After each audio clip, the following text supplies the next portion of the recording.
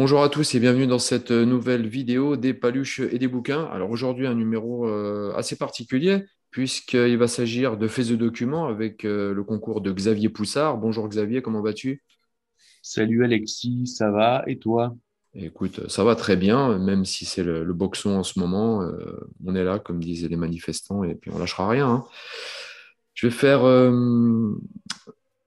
quatre petits propos et on se lance ensuite. Donc le premier Tipeee, je remercie toutes les personnes qui m'aident régulièrement. Merci infiniment. N'hésitez pas à poursuivre vos petits dons.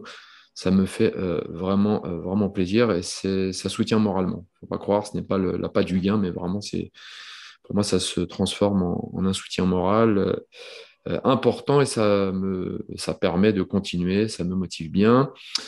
Odyssée, alors poursuivez la migration sur Odyssée, c'est important puisqu'il me manque un avertissement sur YouTube et je serai banni définitivement. Donc, j'aimerais conserver la chaîne YouTube pour faire des vidéos de redirection vers Odyssée, donc allez-y. Le canal Telegram qui a été ouvert récemment, vous êtes un peu plus de 1250 à l'heure où je vous parle. C'est très bien, j'apprécie vraiment ce support. J'y fais de brèves reportages et interviews, une minute, 2 minutes durant les manifestations. Je relaye pas mal de choses, des recensions aussi de livres, notamment de littérature, chose que je ne pouvais plus faire sur la chaîne car ça me prenait trop de temps et je préférais la mettre au service de l'urgence. Donc certains, j'espère, le comprendront. Il y a aussi là Instagram où je poste quelques photos de livres anciens, où je relaye aussi les vidéos à venir. Donc, n'hésitez pas à aller sur tous ces canaux qui se trouvent en description. Alors, Xavier, revenons à nos moutons. Faits et documents, tout le monde ne connaît pas de quoi il s'agit. Peux-tu nous en faire tout d'abord une petite historique avant de démarrer sur notre sujet qui sera réseau, événements et hommes. À toi, Xavier. Alors, ces documents, c'est une lettre confidentielle d'information qui a été fondée en 1996 par Emmanuel Ratier et qui n'a jamais cessé de paraître depuis lors, malgré le décès de son fondateur en 2015, donc il y a 6 ans. Donc nous qui travaillons avec lui avons continué la publication de cette lettre qui a plusieurs spécificités. D'abord, c'est qu'elle est restée au format papier, on ne la trouve pas sur Internet. Ça, c'est une des premières spécificités. Et ensuite, c'est une lettre confidentielle qui s'intéresse à l'actualité sous un angle bien précis, qui est l'angle des réseaux de pouvoir. C'est-à-dire qu'on va s'intéresser sous un angle en général biographique à des personnalités euh, influentes, mais inconnues du grand public. Je vais donner plusieurs exemples. Euh, C'est-à-dire, par exemple, tout le monde sait que la présidente de France Télévisions s'appelle Delphine Ernotte. Tout le monde connaît son mot sur les mâles blancs de plus de 50 ans qu'il faut évincer. Donc ça, c'est ce que tout le monde connaît. Ben nous, notre travail à fait document, ça va être de faire une biographie de son conseiller spécial, donc un homme de l'ombre, qui s'appelle Stéphane Sidbon Gomez. Donc quand on s'intéresse à Stéphane Sidbon Gomez, on découvre effectivement une lignée, puisqu'il est le petit-fils du fondateur du Nouvel Observateur, le fils de Michel Sidbon, qui était président de Cannabis sans frontières et qui a lancé la carrière de Frédéric Tadei. Donc là, on a déjà des réseaux familiaux. Ensuite, c'est quelqu'un qui commence à la Ligue communiste révolutionnaire, qui devient le conseiller de l'ombre de Cécile Duflot. Puis quand Cécile Duflot disparaît, il est réaffecté en, je dirais, commissaire politique de Delphine Ernotte. Et donc, on comprend rien à Delphine Ernotte si on n'a pas connaissance de l'importance et du CV de Stéphane Sidbon Gomez. Ah, je pourrais parler aussi d'Anne Hidalgo et de quelqu'un comme Jean-Louis Missica, où là on retrouve pareil des réseaux de pouvoir, de personnalités qui sont inconnues du grand public. Et là, plus récemment sur la présidence de Joe Biden. On comprend rien à la présidence de Joe Biden si on ne connaît pas Anthony Blinken, qui est quasiment le fils adoptif de Samuel Pisar, qui symbolise lui-même le vrai pouvoir, c'est-à-dire ces hommes qui allaient entre les deux blocs, entre le bloc soviétique et le bloc de l'Ouest. C'est vrai, il y avait un mur pour le commun des mortels, mais il y avait des gens pour qui il n'y avait pas de mur, vous voyez. Et Samuel Pisar appartenait à cette catégorie-là, et Anthony Blinken, quasiment son fils adoptif, est aujourd'hui le vrai homme de pouvoir dans l'entourage de Joe Biden. Voilà. Donc nous, on va s'intéresser au pouvoir sous l'angle des réseaux, des lobbies, le pouvoir occulte, ce qu'on ne voit pas, ce qui n'est pas montré à la télévision, des personnages influents. Oui, on va s'intéresser à la coulisse. On va pas du tout. Vous voyez, si vous voulez vous intéresser à, je sais pas quoi, aux faits divers, à Sibeth Ndiaye, je sais pas, enfin, vous voyez, il y a tout un tas de gens comme ça, comme même Olivier Véran. Vous voyez, c'est des, c'est le spectacle en fait. On est la société du spectacle, Mhm. c'est une mise en scène et nous, ce qui nous intéresse, c'est qui sont les gens derrière, quelles sont les forces, la, la profondeur historique. Et donc, c'est ces sujets-là qu'on va traiter. Alors, on peut rappeler aussi que récemment, tu as sorti un documentaire sur Jacques Attali, que l'on peut retrouver, je crois, sur Contre-Culture directement, téléchargeable sur Contre-Culture, il me semble. Voilà, donc c'est un documentaire. Alors parce que bon, beaucoup de citations circulent de Jacques Attali sur les réseaux sociaux à la faveur du Covid-19. Beaucoup de gens sont étonnés aussi de son influence, la continuité de son influence euh, sur Emmanuel Macron. Il s'est vanté de d'avoir fabriqué, je crois, hein, fabriqué Emmanuel Macron. Il s'est dit que c'était lui qui avait fabriqué François Hollande. Et on a vu la commission Attali. Les gens étaient très surpris. Ils ont voté Nicolas Sarkozy en 2007 en se disant bon, là, on va vraiment être à droite. Il va nous débarrasser de la racaille. Et puis les types se retrouvent avec Attali. Et justement, ce contre quoi ils avaient voté, qui était l'incarnation de ce contre quoi ils avaient voté. Déjà en 80, les gens avaient voté Mitterrand. Les Français avaient voté Mitterrand pour avoir une politique sociale et on s'était retrouvé en fait avec Attali. Le problème, c'est quoi que les Français fassent, ils ont toujours Attali. Quoi. Donc comment ça marche, comment ça... Et donc la question, c'est d'où tu parles, camarade. Et justement, on élargissait sans se concentrer sur Attali en tant qu'individu, mais on élargissait au réseau en essayant de définir le réseau duquel il était en vérité le porte-parole. Oui, donc c'est un documentaire qui est très intéressant, très bien réalisé. Il y a à peu près 1 heure et demie, je crois, c'est ça? Ça dure environ Oui, on n'a pas lésiné parce qu'en même temps, par sur chapitre. Internet, voilà, Internet permet justement de pas se limiter sur des formats, et puis en même temps, de plus en plus, avec l'émergence des séries, le public est sur plusieurs temporalités, c'est-à-dire qu'il y a une temporalité du zapping, c'est-à-dire Twitter, le 240 signes, etc., les informations qui fusent sur les téléphones portables, et il y a une demande d'informations ou de contenu qui sont plus sur la durée. Par exemple, en termes de presse, qui a beaucoup marché récemment, c'est Society qui avait fait une série sur Xavier Dupont de Ligonnès. Je crois que c'est le plus gros succès de presse de ces 2 dernières années parce que précisément, ils allaient au fond du sujet, c'était raconté. Vous voyez, le lecteur prenait du temps. Enfin, oui, il y avait une relation spéciale qui se nouait. Et donc là, et sur les séries, c'est exactement ce qu'on voit. C'est-à-dire qu'il y a deux temporalités. Il y a le zapping et une temporalité plus longue.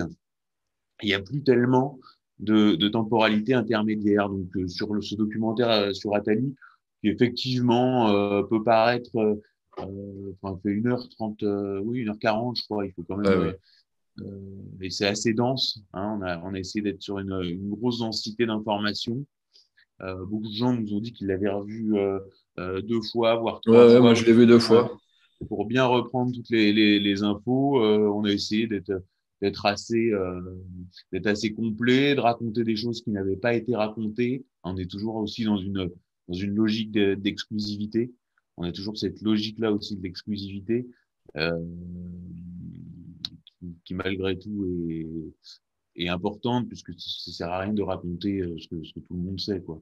Donc, on essaie voilà, tu pourras peut-être passer des extraits au montage pour que Ce que tout je le vais monde faire sache. directement, c'est mettre en lien ou se le procurer, et peut-être aussi la petite bande-annonce, enfin une bonne bande-annonce même, ce qui était l'amorce, je crois, c'était le premier chapitre, que l'on pourra mettre dans la description. Donc, si vous voulez voir à quoi ça ressemble, donc, car pour vous le procurer, je crois, c'est 5 euros, il me semble, parce que c'est du boulot. On ne va pas aller qu'à la gratuité non plus. C'est que les gens râlent toujours en général, mais on fait des choses qui sont très chronophages, énergivores aussi. Et c'est vrai que c'est important d'avoir un Oui, alors véhicule pour pouvoir continuer.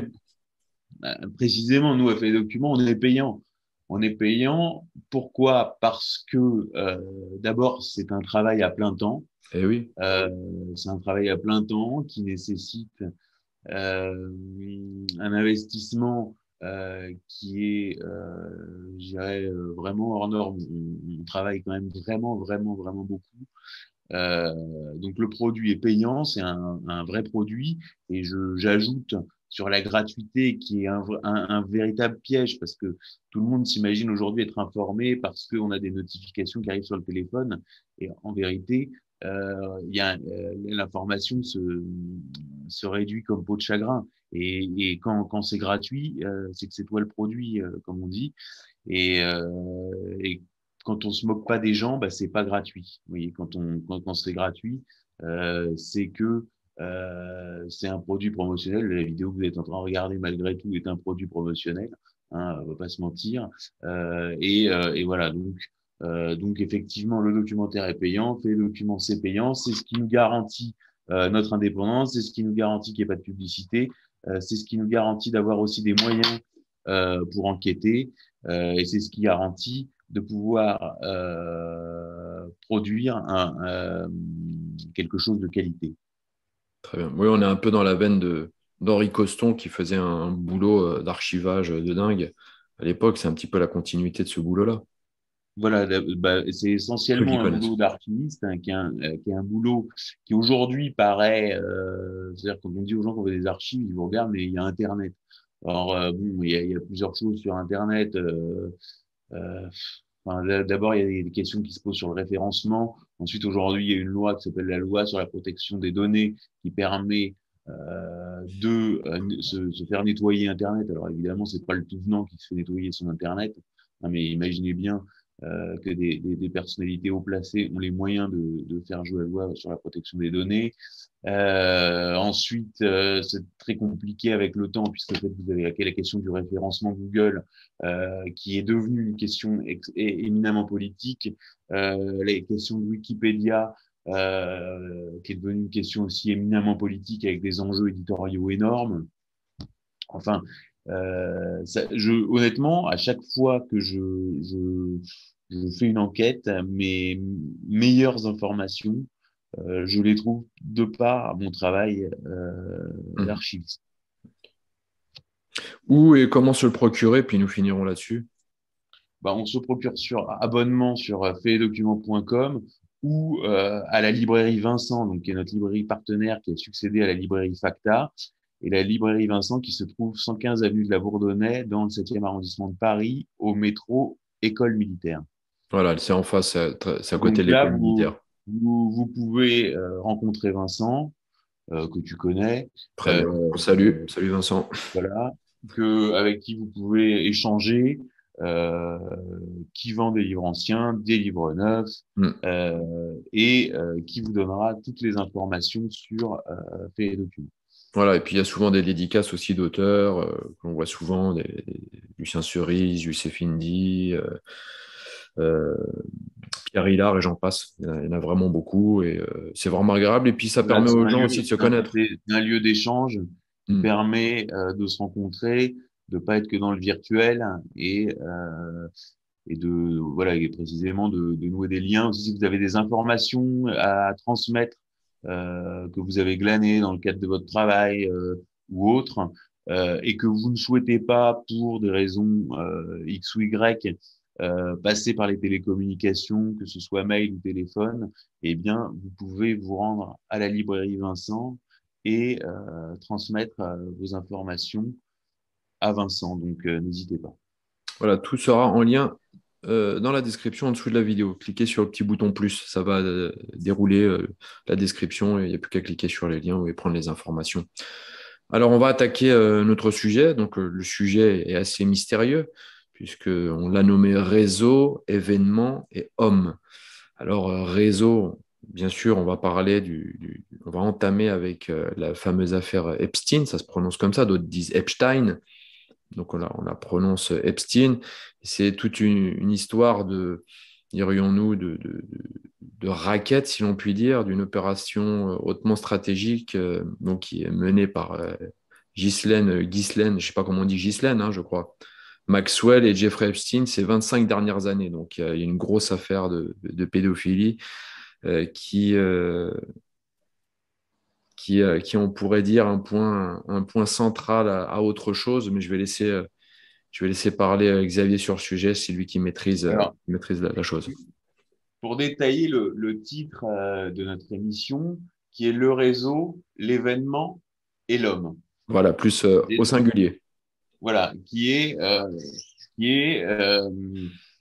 je dirais, un angle que j'ai adopté depuis 2 ans de façon complètement, je dirais, par hasard, mais qui a fini par s'emboîter. Tout ça a fini par faire sens et s'emboîter vraiment parfaitement à la manière de pièces de Lego, quoi. Donc le réseau, c'est évidemment cette affaire Epstein qui est éclatée euh, dans sa phase actuelle, véritablement médiatiquement à l'été 2019 avec l'arrestation de Jeffrey Epstein à New York alors qu'il revenait de Paris, euh, et qui a donné lieu au dévoilement d'un réseau. Ce réseau était connu, c'est le Nouvel Ordre Mondial, et Epstein en était tout à la fois le macro et le maître chanteur. Donc on a le réseau, le Nouvel Ordre Mondial, avec un nouvel éclairage sur ce réseau que nous a offert l'affaire Epstein. Ensuite, on a ce réseau en action qui s'appelle ce que j'appelle l'événement. L'événement, c'est le Covid-19, avec un projet sur lequel on pourra revenir, qui est le Grand Reset.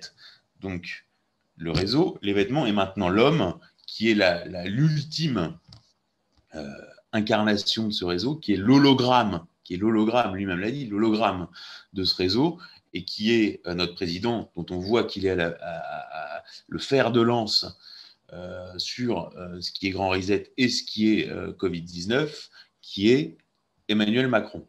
Donc, le réseau Nouvel Ordre Mondial, affaire Epstein, l'événement Covid-19, le Grand Reset, et l'homme, Emmanuel Macron. Et donc, je pense qu'on peut dérouler notre argumentaire autour de cette ligne. Alors, quelle est la fonction de ce réseau? Car là, vraiment une fonction, et Alors, Epstein n'est pas qu'un l'affaire rabatteur, hein. Epstein, l'affaire Epstein, c'est une affaire qui est passionnante parce qu'elle permet de revoir, je dirais, énormément d'événements de ces 30 dernières années depuis la coulisse. Qu'est-ce qui s'est passé il y a 30 ans? Il y a 30 ans, tombait l'URSS et nous passions d'un monde bipolaire à, soi-disant, le monde unipolaire, avec une superpuissance, les États-Unis, qui avait vocation à apporter l'économie de marché, la démocratie, dans un monde ouvert qui allait inéluctablement vers la fin de l'histoire. Et c'est ce monde-là. Mhm. Cette parenthèse est en train de se fermer. Et dans cette parenthèse-là, un groupe a pris le contrôle des États-Unis dans toutes ces sphères économiques, universitaires, politiques, technologiques, etc. et en se disant, bah, si on contrôle ce nœud-là, et ben, on contrôlera le monde. C'est ce qu'on Mhm. appelait le nouvel ordre mondial. L'affaire Epstein, il y a plusieurs niveaux. Vous avez un niveau, le premier niveau, on va dire le niveau le plus bas, qui est le niveau MeToo. Mhm. Le niveau MeToo, c'est de dire, bon, vous avez un financier milliardaire qui viole des jeunes filles mineures. Éventuellement, on concède qu'il les viole et qu'il les prostitue. Et donc, il y a un réseau. Et donc, on peut même dire que cet angle-là permet même de dire que c'est le macro de l'establishment international. On le voit avec Lille. L'île d'Epstein existe sur, vous voyez, dans Paris Match. Vous voyez, c'est pas Netflix. Enfin, c'est une version qui est autorisée. Bon, il y a un deuxième niveau qui, il y a encore un an, était considéré comme une théorie du complot et qui aujourd'hui, à la faveur d'un documentaire un documentaire britannique, les Britanniques sont très bons parce qu'ils adorent les histoires d'espionnage. L'affaire britannique, c'est l'affaire d'espionnage. L'affaire allemande, c'est le passé avec l'extrême droite. L'affaire française, c'est une affaire d'argent. Et puis l'affaire américaine, c'est une affaire de cul. Là, pour l'instant, on est sur l'espionnage et l'affaire de cul. Donc, c'est pour ça que c'est très américano-britannique. Donc, c'est l'idée que cette opération a été pilotée par le Mossad et que les ébats sexuels, que ce soit produits à New York, en Floride, au Nouveau-Mexique ou dans l'île de la pédophilie, dans les îles Vierges britanniques, dans les Caraïbes, étaient des ébats sexuels filmés à des fins de chantage. Donc là, on passe d'une affaire de balai bleu, de balai rose, à une affaire, je dirais, d'espionnage, mais qui est classique. C'est-à-dire que les réseaux de prostitution ont toujours été supervisés ou suscité l'intérêt des renseignements pour, précisément parce que c'est des informations sensibles sur des personnalités. Donc là, cette information va devenir, est en passe de devenir officielle à la faveur d'un documentaire britannique qui a été acheté en France par Salto, qui est une plateforme qui regroupe TF1, M6 et France Télévisions, il me semble, si je ne dis pas de bêtises. Cette deuxième version, donc on sort de la version MeToo pour passer à ce que j'appelle la version Mossad, implique une inversion dans la chronologie. Il faut bien comprendre comment on produit le mensonge médiatique et historique. On le produit par très peu de leviers, en fait. On le produit par l'inversion chronologique, c'est-à-dire les inversions dans les dates. On verra pourquoi tout à l'heure. Le légendage de photos, c'est-à-dire un faux légendage de photos, où on montre une photo qui est réelle mais elle est mal légendée, ou un commentaire off dans un documentaire, c'est-à-dire qu'on vous montre des images. Hein, et puis, en dessous, vous avez une voix off qui peut correspondre aux images, mais en fait qui ne correspond pas. Donc ça, c'est souvent dans la propagande de guerre. Vous retrouvez beaucoup ce procédé-là dans des documentaires, par exemple, sur la Seconde Guerre mondiale. Bon. Là, l'inversion chronologique, elle tient au fait qu'on nous a raconté que Ghislaine Maxwell, qu'on va résumer comme étant la compagne de Jeffrey Epstein, même si c'est infiniment plus complexe, on est vraiment au-delà de ce genre de rapport. Oui, et puis elle est la Compagne, fille aussi de voilà, quelqu'un d'un mania. voilà. Alors, on nous dit qu'en fait, elle arrive à New York en 91, et donc c'est en arrivant à New York en 91 qu'elle rencontre Jeffrey Epstein. Ça, c'est la version MeToo. Elle arrive en 91 après la mort de son père. Or, son père, Robert Maxwell, était un. C'est très intéressant, Robert Maxwell, parce que ça dit déjà beaucoup de choses sur la réalité du pouvoir profond en Occident. De son vivant, Robert Maxwell est le patron du Daily Mirror, donc d'un groupe de presse très influent, un groupe de presse britannique, ce qui lui vaut d'ailleurs d'avoir inspiré le personnage d'un James Bond qui s'appelle Demain ne meurt jamais, Mhm. où un patron de presse utilise son groupe de presse pour fomenter une guerre entre le Royaume-Uni et la Chine. Et d'ailleurs, on avait demandé au réalisateur, au scénariste, mais c'est Rupert Murdoch qui vous a inspiré pour ce personnage démoniaque, et il dit non, c'est pas Rupert Murdoch, c'est Robert Maxwell.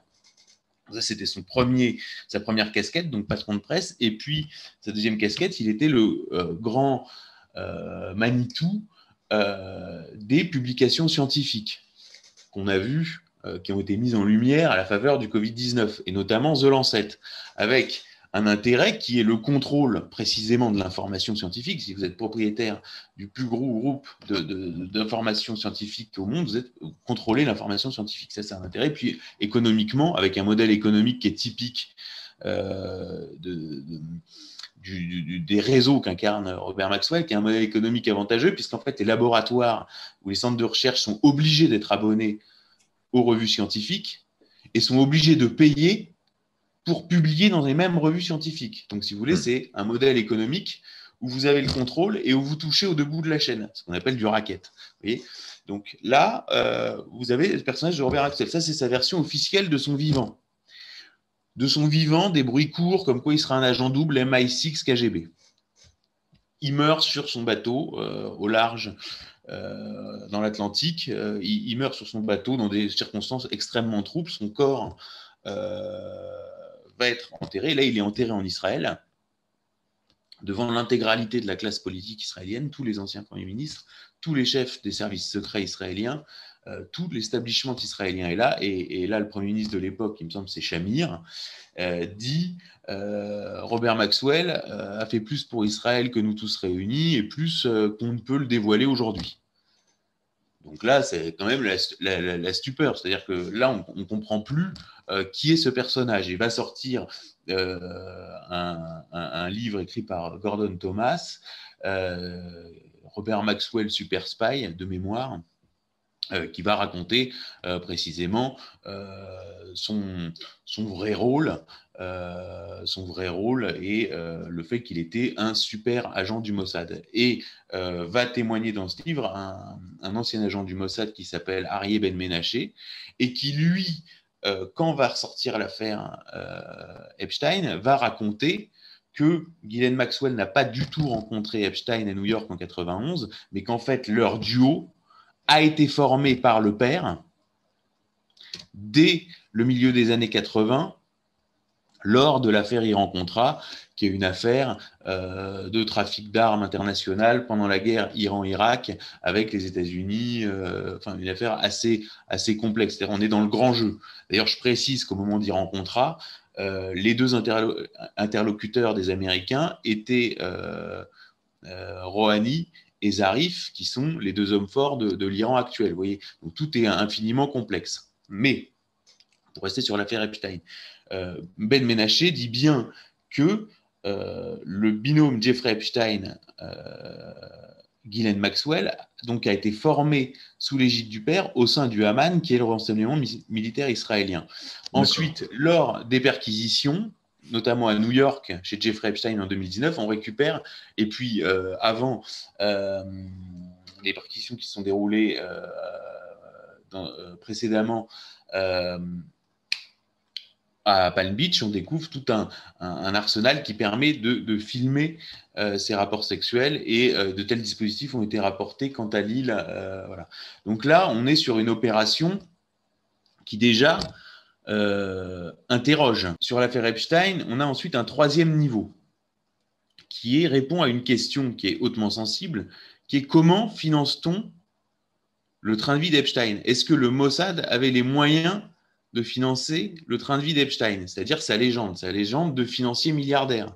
C'est-à-dire il faut lui créer une légende, donc, ce procédé qu'on connaît aujourd'hui, que le grand public connaît grâce à la série sur la DGSE avec Mathieu Kassovitz, le bureau des légendes. Donc c'est sa légende. C'est-à-dire sa légende, c'est un financier philanthrope milliardaire. Donc il est milliardaire, il est financier, il est philanthrope, il s'intéresse aux nouvelles technologies, c'est un défenseur d'Israël, c'est Jeffrey Epstein. En fait, c'est pas ça du tout, c'est un macro qui teste des gamines sexuellement pour les livrer aux membres de l'hyperclasse mondiale pour pouvoir les faire chanter. Concernant Epstein, justement, est-ce que le fait qu'il soit milliardaire, c'est une simple couverture ou il est réellement milliardaire? Non, c'est évidemment une légende, et là on touche c'est la vraie question. C'est-à-dire comment, et c'est la question la plus sensible, OK, alors cette opération a été pilotée par le Mossad, OK, les rapports sexuels étaient filmés, OK, il y a eu chantage, OK, il y a eu corruption, mais comment financer son train de vie? Parce qu'il a le, la maison la plus chère de New York, une île privée, 2 avions, Oui. le ranch au Nouveau-Mexique, c'est énorme, appartement à Mille-Fois-Chaprier, enfin, c'est un train de vie complètement démesuré. Et un train de vie qui est l'équivalent du train de vie des Bill Gates ou des Bernard Arnault, enfin, ce qui vous place dans les premières fortunes mondiales. Donc, Hmm. il y a des moyens énormes qui ont été engagés pour lui fournir cette légende, pour lui fournir ce train de vie. Et cette question-là, je dis bien, est complètement explosive. Et elle nous mène au financier de Epstein qui s'appelle Leslie Wexner, qui était le patron de Victoria's Secret et qui a créé pour financer l'opération Epstein, ce qui s'est appelé le méga groupe. Et donc ce méga groupe, alors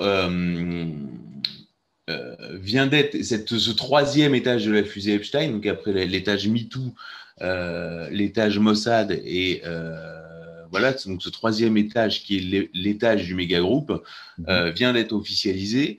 Alors là, on était vraiment dans la super théorie du complot, mais cet été Vanity Fair vient de faire un article sur le Vanity Fair US, qui est vraiment le journal de l'establishment américain, vient de lier l'affaire Epstein au méga groupe. Et donc, là, on est dans le cœur nucléaire du nouvel ordre mondial, c'est-à-dire un groupe ultra secret de milliardaires qui sont en mesure de financer de telles opérations et de prendre le contrôle des agences de renseignement occidentales et de tenir véritablement l'establishment, le gratin, l'oligarchie internationale, qu'elle soit artistique, universitaire, politique et autres. Donc on est dans quelque chose d'absolument fou. Je voulais faire ce parallèle tout à l'heure. Imagine un groupe de 10 milliardaires français, les 10 plus grosses fortunes de France. On est Bouygues, Bolloré, je sais pas quoi, Claude Bébéard, enfin bon, vous voyez, des gens comme ça, qui se disent, on va, avec l'aide de la DGSE, créer une légende de financier à un macro, dont on va installer une à qui on va acheter la maison la plus chère de Londres, la maison la plus chère de Berlin, la maison la plus chère de Moscou, avec des hôtels particuliers sur la Côte d'Azur, etc., pour organiser un réseau de prostitution et faire chanter toutes les élites britanniques, allemandes et russes et prendre le contrôle de l'Europe. Vous voyez, c'est ça qu'il faut comprendre et imaginer. Donc c'est à peine, vous voyez, si on transpose euh, dans une autre, chez un autre peuple, dans une autre réalité, on découvre l'envergure de l'affaire. Donc l'affaire Epstein est absolument centrale et, le méga groupe est en train d'être dévoilé, donc je dis avec cet article de Vanity Fair. Alors d'ailleurs, comment le méga groupe est-il apparu? C'est-à-dire qu'au début, euh, on est en 97, à l'époque, Monica Lewinsky, sous Bill Mhm. Clinton, etc. Mhm. Et c'est les discussions israélo-palestiniennes, etc. Et à Washington, les services secrets américains font une interception où le correspondant du Mossad discute donc avec sa direction Mhm. et dit il faudrait qu'on récupère les documents des Américains sur les pourparlers israélo-palestiniens. On a notre taupe qui est placé dans l'entourage proche de Bill Clinton. Voilà, et cette taupe donc est décrit sous son nom de code qui s'appelle Mega. Hein. Et là, la direction du Mossad dit, mais vous savez très bien que c'est pas pour ça, que c'est pas pour ce genre de mission que nous utilisons Mega. Donc voilà, le FBI va rechercher cette taupe, va rechercher Mega, et puis l'affaire va s'enliser, et puis va être étouffée. Un an plus tard, paraît dans le Wall Street Journal un article sur un groupe de milliardaires juifs qui, pour faire coïncider les intérêts israéliens et américains, vont lancer le méga groupe. Donc là sont cités Leslie Wexner, donc patron de Victoria's Secret, et Edgar Bronfman, patron du Congrès juif mondial, et un certain nombre d'autres juifs influents comme Steven Spielberg. Enfin bon, voilà. Donc on est dans ce contexte-là. Et là, il n'y a pas de lien, si vous voulez, entre les deux. C'est-à-dire que, en fait, la connexion se fait par la presse israélienne qui, elle, fait bien le lien dès cette époque entre le méga groupe et l'agent méga. Et puis, quand sort l'affaire Epstein, eh bien là, le livre noir d'Epstein nous permet de comprendre que toute l'opération est financée via Leslie Wexner, que Epstein agit au nom de Leslie Wexner, du moins, Epstein agit au nom de Leslie Wexner. Et là, la connexion entre le méga groupe Epstein, les moyens mis en œuvre et le réseau sont révélés. Et là, on découvre un réseau absolument tentaculaire, puisqu'en fait, l'affaire Epstein, c'est pas seulement. D'ailleurs, là, quand je te parlais de mauvais légendages de photos ou de mauvais commentaires sur des voix off, si vous faites un radio-trottoir aujourd'hui, on vous dit l'affaire Epstein, c'est le prince Andrew et Trump. Alors qu'en en fait, quand on analyse le rôle de Trump dans l'affaire Epstein, eh ben on découvre qu'en vérité, c'est le seul qui a accepté de parler aux journalistes, que c'est le seul qui a aidé les avocats des victimes, et que Epstein, en privé, disait à qui voulait l'entendre, oui, je suis sûr que c'est Trump qui m'a balancé à la police de Palm Beach. Et vous avez, comme lui n'avait pas forcément compris de quoi il s'agissait, il se laissait prendre en photo. Et aujourd'hui, les photos, on vous dit Epstein, le milliardaire pédophile Epstein et Donald Trump. Et donc, c'est comme ça qu'on fait passer qu'on retourne en fait l'affaire dans l'esprit du public. Donc ça, c'est un exemple de manipulation parmi d'autres. Mais surtout, l'affaire Epstein, elle renvoie à une vision du monde, à la vision du monde qu'a ce méga groupe. C'est-à-dire, et cette vision du monde qui est celle que nous prépare le grand reset. Alors, quel est le lien? Parce que c'est ça Voilà. pour que les auditeurs comprennent bien, de se C'est dire on que est passé de toutes ça les à choses ça. qui se mettent en place avec le grand reset, qui sont, je dirais, les banques too big to fail, le big pharma, avec en articulé les biotechnologies, vous voyez tous ces financements, toute cette préparation et le transhumanisme. Je ne parle même pas du transhumanisme. Voilà. Putain, il est obsédé du transhumanisme avec des circuits de corruption de Harvard, au MIT, et des circuits de corruption intégrale de la Silicon Valley. Epstein va jusqu'à se vanter, il me semble de mémoire, dans un entretien au New York Times, de tout connaître des secrets, des petits secrets de la vie sexuelle des géants de la tech. Et en fait, il monte donc, avec un type assez louche qui s'appelle Brockman, il monte un cercle qui va s'appeler le dîner des milliardaires, le dîner des milliardaires de la Hedge Foundation, où là vont être comment dirais-je, inviter les géants de la tech. Vous avez Zuckerberg, vous avez Jeff Bezos, vous avez Sergey Brin, vous avez l'état-major de Google, et Epstein vient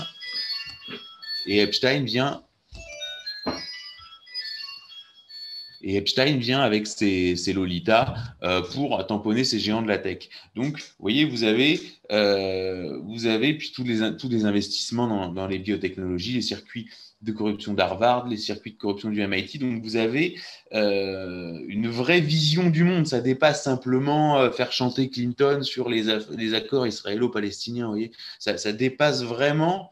Ça dépasse vraiment ce cadre-là. Samuel Pisar, dont je te parlais tout à l'heure comme étant le père adoptif de Blinken, Samuel Pisar, est évidemment un grand ami de Robert Maxwell, qu'on retrouve dans le livre noir d'Epstein à la rubrique concernant le ranch du Nouveau-Mexique. Et donc père adoptif de Blinken, actuel secrétaire d'État de l'administration Biden. Donc les réseaux Maxwell, les réseaux Epstein inondent, hein, et je le dis sans problème. Il était impératif pour l'État profond américain de faire gagner Biden sous peine d'avoir de graves problèmes. C'est-à-dire que pour eux, c'était une question de vie ou de mort. Et ce réseau-là, on le voit vraiment intégralement à l'œuvre dans les structures qui opère le Great Reset. Une structure a été mise en place au Vatican dans le cadre du Grand Reset, et dedans, on retrouve au moins, l'intégralité des participants, je crois, sont liés à Epstein, dont Lynn Forrester Rothschild. C'est quand même hallucinant de retrouver Lynn Forrester Rothschild dans un organisme du Vatican, et qui est celle qui introduit Epstein et Maxwell auprès de Bill Clinton dans les années 90. Vous retrouvez, il suffit de regarder le conseil d'administration du forum de Davos, c'est du même acabit. Vous voyez, et puis je rappelle que Epstein était membre de la commission trilatérale, était membre du Council on Foreign Relations, c'est-à-dire qu'il était dans le sommet des instances mondialistes comment dirais-je, en côté de gens comme Henry Kissinger, de gens comme, David Rockefeller. Et donc, on a ce. D'ailleurs, je remarque que les gens les Français qui sont membres de la trilatérale ne sont jamais questionnés sur le fait qu'ils aient pu rencontrer Jeffrey Epstein ou non. Aucune question n'est posée en France, ni même aucune question sur le fait que quand on ouvre le livre noir et qu'on se rend à la rubrique de l'île de la pédophilie, le premier nom qui tombe, c'est Madison Cox, qui est le veuf et héritier de Pierre Berger et qui est copropriétaire du groupe Le Monde, éditeur du journal Le Monde, donc du quotidien de référence. Mais ça, il n'y a aucun écho dans la presse, ni aucun écho dans la presse sur le fait que Ghislaine Maxwell est de nationalité française, que toute la famille Maxwell, donc très introduite dans l'état profond américain, notamment ses deux sœurs jumelles, non, je ne sais plus si elles sont jumelles, il me semble, je ne veux pas dire de bêtises, enfin, c'est deux sœurs en tout cas, et des propriétés dans le sud-ouest de la France. Toutes ces questions, évidemment, ne sont jamais abordées. C'est la lame de fond de l'actualité. Le procès de Ghislaine Maxwell doit arriver. Il a déjà été décalé, mais bon, en tout cas, il est programmé. Et je rappelle qu'on n'a toujours pas vu de photos de Ghislaine Maxwell, hein, parce que normalement, quand vous avez une arrestation aux États-Unis, il faut se rappeler de l'arrestation de Dominique Strauss-Kahn. Vous avez les menottes, vous avez toute la presse, vous avez les flashs des photos. C'est diffusé sur Times Square, etc. Là, sur Ghislaine Maxwell, alors que c'est quand même pour le moins un gros poisson, on n'a rien eu de tout ça, et on a eu des dessins de presse comme lors des comptes rendus de procès dans la presse française il y a 30 ans. Enfin, vraiment quelque chose qu'on ne voit pas aux États-Unis. Donc, il y a quelque chose qui est très bizarre autour de Ghislaine Maxwell. Moi, je ne suis pas convaincu, exactement comme il y a quelque chose de bizarre autour du décès de Jeffrey Epstein. Est-il décédé? S'est-il suicidé? A-t-il été suicidé? A-t-il été exfiltré? Parce que l'exfiltration n'est pas impossible. Et souvent, comme ça, quand on voit dans les manipulations, dans ce genre de manipulation, vous avez, comme je disais sur l'affaire Epstein, 3 étages à la fusée. C'est-à-dire, il est mort normalement, il s'est suicidé, on l'a suicidé et il a été exfiltré. Donc, l'exfiltration sur Jeffrey Epstein n'est pas exclu. Et puis, il y a un troisième volet qui est l'arrestation de Jean-Luc Brunel en décembre dernier à l'aéroport de Roissy, l'arrestation que nous avons révélée. C'est-à-dire qu'on la révèle, nous, fait les documents, on a une petite lettre d'information de rien du tout, on la révèle 2 heures avant l'AFP. C'est-à-dire qu'en fait, c'est l'AFP qui nous a repris, parce qu'en fait, en France, le dossier, je le dis, est intégralement bouché. Et d'ailleurs, on nous raconte n'importe quoi. Quand vous lisez les journaux, on vous explique que l'avocate de Jean-Luc Brunel, c'est Corinne Dreyfus-Schmidt. Or, en fait, l'avocat de Jean-Luc Brunel, c'est un avocat qui s'appelle Mathias Chiche-Portiche et qui se trouve être l'avocat de Gérald Darmanin. Vous voyez, je ne dis pas qu'il y a un lien, mais vous voyez, un avocat à sa clientèle, on voit très bien. Ça reste en famille. Voilà. Voilà, donc l'affaire Epstein est une affaire et qui est leur sparadrap du capitaine Haddock, c'est-à-dire que il continue d'avancer avec le Great Reset, etc. Je veux dire, c'est vraiment le même groupe. Hein. Intéressez-vous à des personnages comme Lawrence Summers, intéressez-vous à des personnages comme Lynn Forrester Rothschild. Toutes les manœuvres actuelles de Bill Gates avaient été planifiées en liaison avec JP Morgan qu'on retrouve dans le Great Reset au domicile même d'Epstein à New York. Enfin, tout ça est sourcé. Donc, je le dis clairement, le méga groupe, c'est-à-dire le groupe des méga donateurs de la communauté juive, hein, c'est ça que ça veut dire, méga, parce que méga groupe, ça veut dire le groupe des mégas. Il faut inverser, c'est de l'anglais. Et c'est en fait le groupe des méga donateurs des appels unifiés juifs, c'est-à-dire ce qu'on appelle en hébreu Keren Hayesod. C'est-à-dire ce que vous pouvez voir dans le métro à Paris, c'est l'appel à la Tzedaka du Fonds social juif unifié. Hein. Oui, j'ai déjà vu. C'est Ouais. la section française des appels unifiés juifs. Quand vous regardez leur programme, c'est pas quelque chose de marginal. C'est-à-dire que qui anime les levées de fonds, si vous allez, il suffit d'aller sur leur site internet, vous retrouvez Pierre Moscovici, qui est ancien ministre de l'économie et qui est actuellement président de la Cour des comptes. Vous trouvez Jean-Louis Debré, ancien ministre de l'Intérieur, ancien président du Conseil constitutionnel, Nicolas Sarkozy, ancien président de la République, et le groupe des méga donateurs des appels unifiés juifs de France. En France, ça s'appelle, c'est pignon sur rue, ça s'appelle le Cercle Abravanel. Hein, le cercle Abravanel, qui était animé par un type du groupe Edmond Rothschild qui s'appelait Herrera. Et là, d'ailleurs, ça vient de changer. Il vient d'en prendre la présidence le fils et héritier de Serge Dassault, Laurent Dassault. Et d'ailleurs, c'est intéressant parce qu'on voit. Alors là, il y a une enquête a été ouverte, mais son frère, parce qu'en fait, il avait un frère, et son frère était celui, enfin, il a deux frères, mais il y a lui et puis ce frère-là en question dont je vais parler, qui était vraiment important. Et l'autre frère était beaucoup plus tourné vers la France, alors que Laurent Dassault est beaucoup plus tourné vers Israël. Et celui qui était réputé beaucoup plus tourné vers la France, qui était député de l'Oise, etc., vient de mourir dans un accident d'hélicoptère.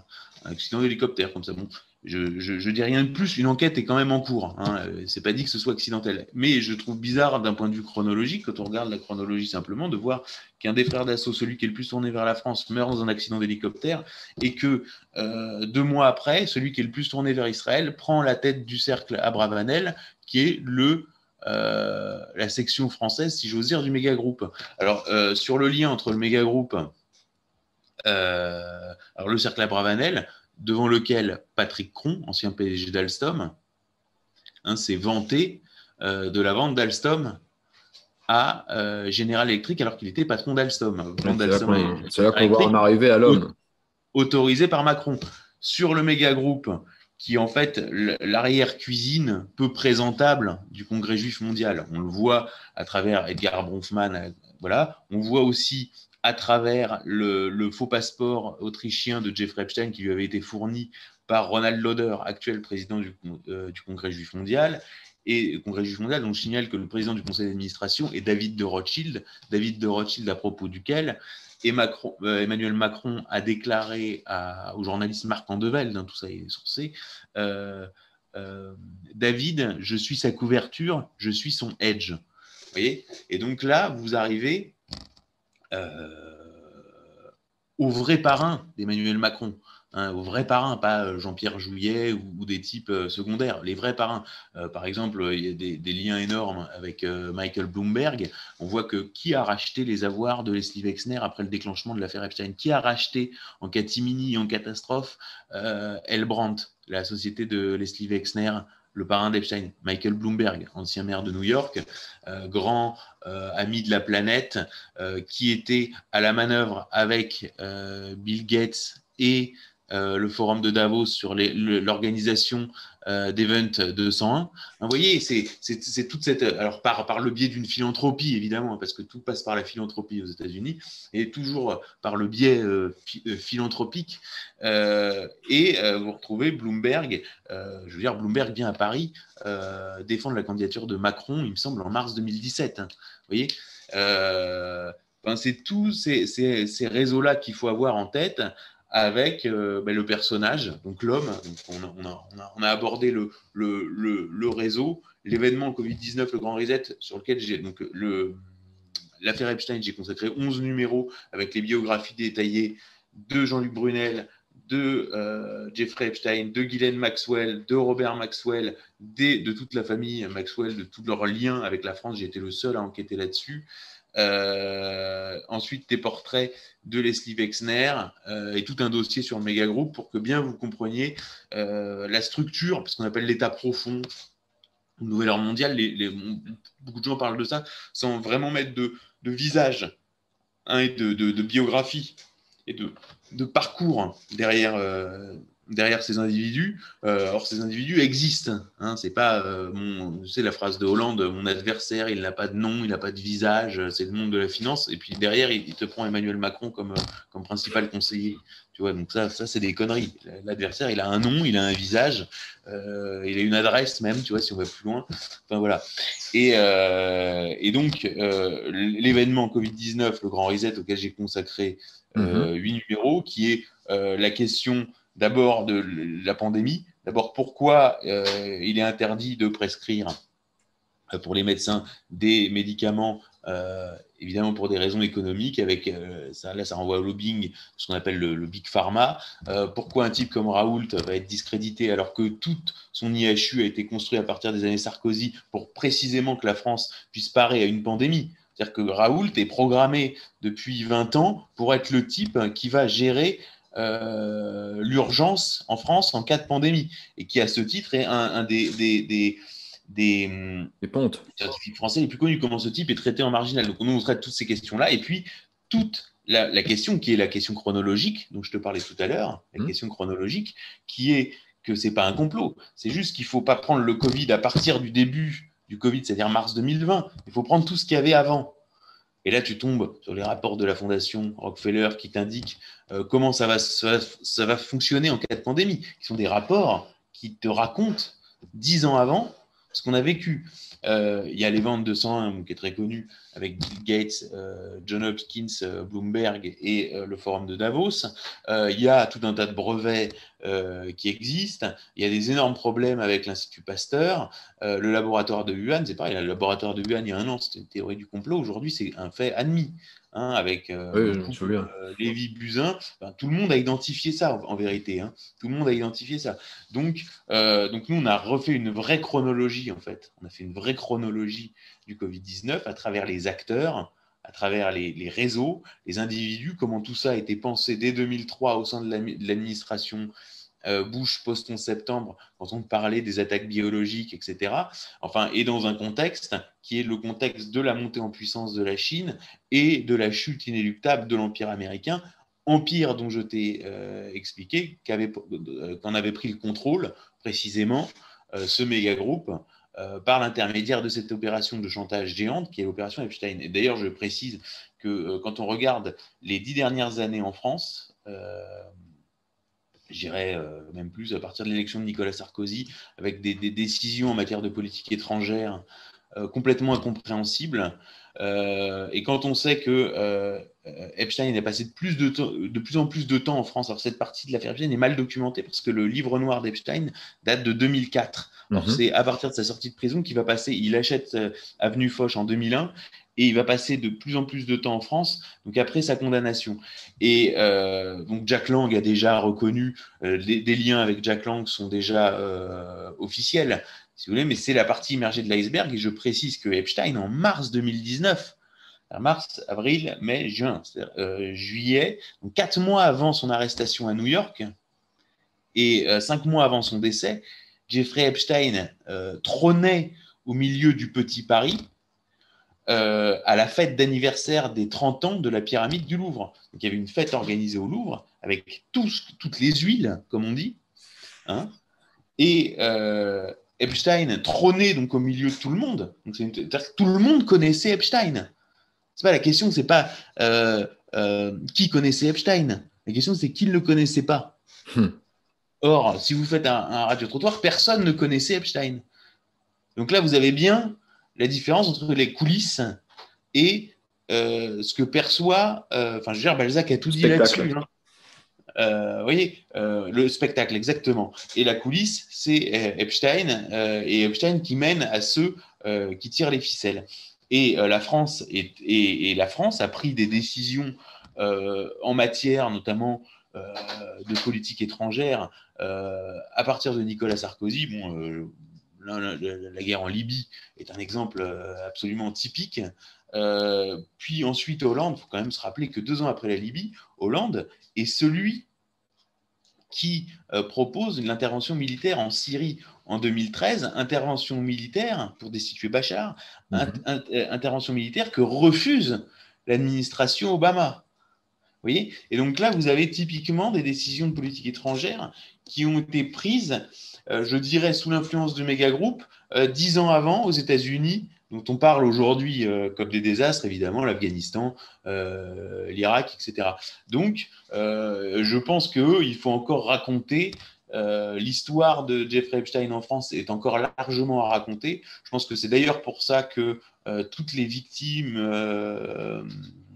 de Jean-Luc Brunel ou du réseau Epstein en France sont menacés. Il faut quand même, ça c'est très peu dit parce que les médias font une comment dire, quelque chose de sirupeux à partir du MeToo. Et la vérité, c'est que les filles sont terrorisées de témoigner, qu'elles sont menacées, et ils veulent absolument pas que ça sorte en France. Pourquoi? Parce que l'affaire Epstein, si vous voulez, là pour l'instant, on a une impression générale du puzzle. C'est-à-dire qu'en fait, on avait une idée euh, à quoi pouvait ressembler le puzzle, mais là vraiment on a des pièces qui se sont accumulées, des pièces centrales. Donc là on a vraiment une image qui commence à se dégager, qui est précise. Et il y a encore des coins du puzzle qui sont relativement vides. Vous voyez. Et toutes ces pièces-là, ils veulent absolument qu'elles ne sortent pas parce que ça aurait des conséquences, je vous dis, absolument désastreuses pour eux. D'autant qu'ils sont on voit que ce groupe qui tente par tous les moyens de se maintenir a accéléré son agenda à la faveur de la crise du Covid-19. Donc vous avez ces deux agendas. Vous avez un agenda judiciaire qui est l'agenda de l'affaire Epstein. Et je suis quasiment convaincu que, d'ailleurs, quand tu regardes des images de Trump en 2015, on Mhm. lui demande qu'est-ce que tu penses de Clinton. Il fait ouais, Clinton, c'est un bon mec, c'est un bon mec. Mais alors, il va y avoir des problèmes avec son histoire de pédophilie sur l'île d'Epstein. Pédophilie de Clinton sur l'île d'Epstein qui est officiellement révélée qu'en 2020 dans le documentaire de Netflix. Donc là, Trump, il a 5 ans d'avance. Donc, et avec 5 ans d'avance, il balance déjà Clinton. Donc, vous voyez, et on va avoir le même genre de problème en France. Et si on poursuit le réseau Epstein, d'ailleurs, c'est entre nous, on peut se le dire, c'est une intuition. C'est-à-dire si on poursuit les réseaux Epstein en France, c'est-à-dire qu'on poursuit les courbes, on va tomber sur des structures comme l'association. Alors, en fait, on a un point qui nous permet de poursuivre Mhm. les courbes Mhm. et de pénétrer les réseaux de pouvoir en France par rapport à Epstein, qui va être Arnaud Brunel, qui est le frère de Jean-Luc Brunel et qui a été son associé. Des articles sont parus dans la presse américaine. Jamais en France, il n'est évoqué. Et pour cause, parce que ce Arnaud Brunel a été associé dans les sociétés de recrutement, soi-disant de mannequins, qui Ça, c'est humain killer. approvisionnaient le réseau Epstein. Hein.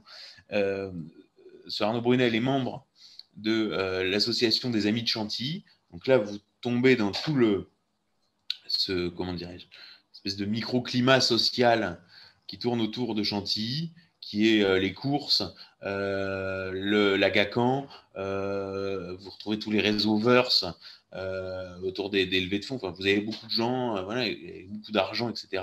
Vous tombez sur l'association de lutte contre la sclérose en plaques. Vous retrouvez Brigitte Tétinger, qui est l'épouse de Jean-Pierre Jouyet, qui était un des parrains de Macron à l'inspection générale des finances.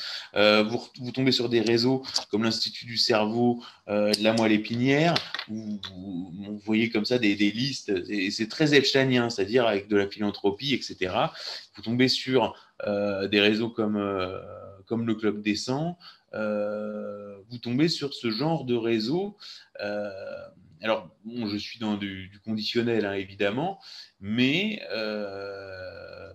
il est assez aisé de poursuivre effectivement les courbes du réseau Epstein en partant des États-Unis, en voyant ce qui s'est fait en Grande-Bretagne et de tomber sur la France et de voir effectivement que beaucoup de parrains de Macron à l'international et de réseaux qui sont mis pleinement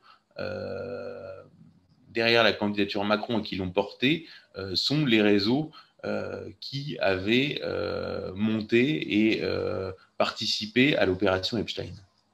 Je voulais revenir justement à ce que tu appelais le pacte de corruption, Alstom, General Electric. C'est là que ça dévoile progressivement justement l'homme. Donc, est-ce que tu pourrais nous en toucher deux mots? Alors, en fait, donc ça, c'est une affaire qui a fait couler beaucoup d'encre et sur laquelle couler beaucoup d'encre parce que d'abord, bon, il y a eu une importante couverture médiatique. Ensuite, il y a eu un livre, une enquête, une première enquête. Alors, d'abord, il y a eu des rapports qui ont été très bien faits très tôt. Ensuite, une enquête qui a été très bien faite. Et puis ensuite, il y a eu une enquête parlementaire. Donc là, une commission d'enquête parlementaire avec les acteurs qui ont été amenés à s'exprimer. Et là encore, on a une importante documentation sur la vente d'Alstom, de la branche énergie plus précisément d'Alstom à General Electric, qui est une affaire, je dirais, d'espionnage industriel, puisqu'en fait, en vendant Alstom à General Electric, la France euh, vend au rabais son indépendance énergétique et son autonomie stratégique. C'est-à-dire que là, on perd des éléments de souveraineté centraux. Et qui permet cette vente, qui donne le tampon, la signature finale, c'est Emmanuel Macron qui vient d'être nommé à Bercy. Donc, l'homme. Et vont suivre plusieurs ventes de cette nature, c'est-à-dire la vente de Technip, qui est une société importante dans le parapétroleum, pareil dans le secteur de l'énergie, et puis Alcatel-Lucent, qui a été bon, numéro un mondial des télécoms, et puis qui, au fur et à mesure, a été démembré, pillé, et à la fin, on se retrouve avec la vente donc d'Alcatel-Lucent, dont une filiale qui en fait fournit est leader, hein, mais avec une place, je crois, comme 80% du marché des câbles sous-marins par lequel passe l'Internet mondial. Parce que en fait, le grand public s'imagine que l'Internet passe par des satellites. Ah non, En fait, non, toute la structure Internet passe par du physique, des câbles, des serveurs. Enfin, c'est pas rien n'est dématérialisé en fait, hein, tout est matériel. Voilà. Là, on pourrait d'ailleurs aboutir aux questions comme la question de la cyberpandémie. C'est-à-dire, est-ce qu'à un moment donné, le réseau donc, que je viens de décrire, cyberpolygone. voilà, ayant conscience qu'il va le perdre, ayant conscience que sa défaite est inéluctable, va renverser la table et briser l'infrastructure Internet pour faire couler le monde, quoi. C'est-à-dire, tu vois, t'imagines, tu vois, mais t'es quasiment dans un James Bond, en fait.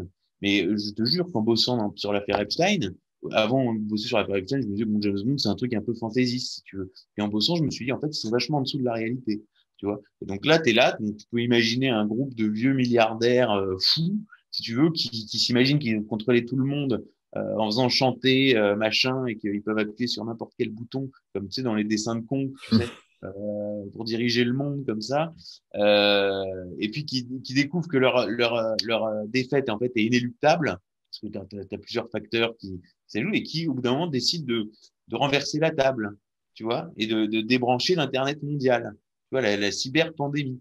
Tu vois, donc ça c'est hyper angoissant parce qu'en fait ça rompt toute la logistique euh, internationale, c'est-à-dire les chaînes d'approvisionnement, etc. Donc là, tu provoques des famines, Bah, des notamment dans les pénuries. villes, surtout dans les villes, hein.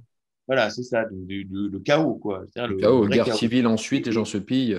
et ce qui est pas délirant, parce que on a vu, il y a eu beaucoup d'articles je me rappelle un article dans Forbes qui était pas mal fait là-dessus en 2018 sur justement les membres du Gotha international qui achetaient des îles privées dans dans le dans l'hémisphère sud, des îles avec abri anti-atomique, piste d'atterrissage pour les avions et quelque chose qui permettrait justement de maintenir une autonomie de confort pendant un certain temps. Donc ces choses-là sont pas délirantes et c'est ça qu'il faut suivre. Et donc sur Macron, oui.